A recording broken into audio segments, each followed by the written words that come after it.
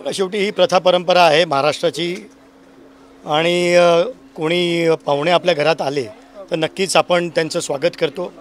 आज नेमकं रामनवमीच्या पर्वावर रवीजींकडून मेसेज आला की आम्ही दोघं घरी येऊ इच्छितो। हे नक्कीच आमच्या घरी आले, आम्ही आमच्या जे आदरातिथ्य करायचं होतं ते आदरातिथ्य केलेलं आहे। आता काय पुढची भूमिका? मित्रांनो, भाजपच्या तुम्ही घटक पक्षामध्ये आहे, तुम्ही अजूनपर्यंत आपली भूमिका जाहीर केलेली नाही। बघा, राजकारणात कोणी परमनंट शत्रू नसतो किंवा मित्र नसतो।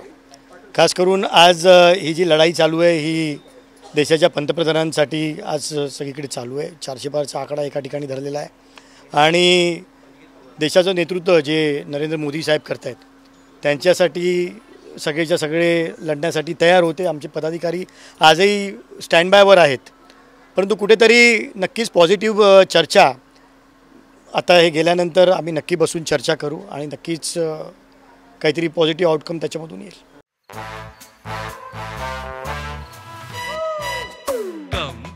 Come, my love, please don't say no, baby. Come, my love.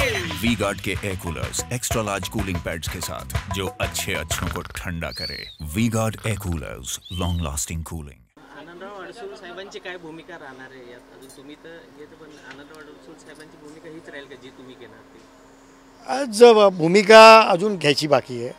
मी म्हटलं पॉझिटिव्ह नक्की आम्ही सर्व हे बघा कार्यकर्ते आमचे सगळे आतापर्यंत थांबले होते प्रचारासाठी, परंतु आता आम्ही सर्व पदाधिकारी, सर्व जिल्ह्यातले महत्त्वाचे कार्यकर्ते पदाधिकारी आता आम्ही बसू, नक्की त्याच्यामध्ये ठरवू आणि नक्कीच पॉझिटिव्हली त्याच्यातून काहीतरी आउटकम येईल।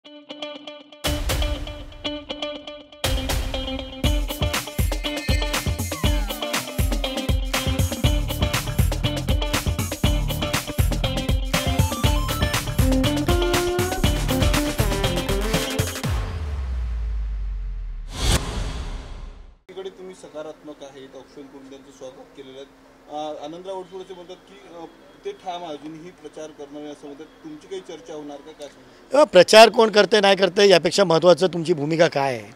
आज ज्या पद्धतीने मी सांगितलं, शिवसेना भारतीय जनता पार्टी युतीमध्ये आम्ही आज या निवडणुका लढतो आहे आणि आम्ही एक घटक म्हणून मी सुद्धा पक्षाचा राष्ट्रीय सचिव आहे आणि ते शिवसेनेचे नेते आहेत आणि आजही ते पक्षाच्या उमेदवारांच्याच प्रचारासाठी संपूर्ण राज्यभर फिरत आहेत आणि त्यामुळे त्या ठिकाणी ते व्यस्त आहेत।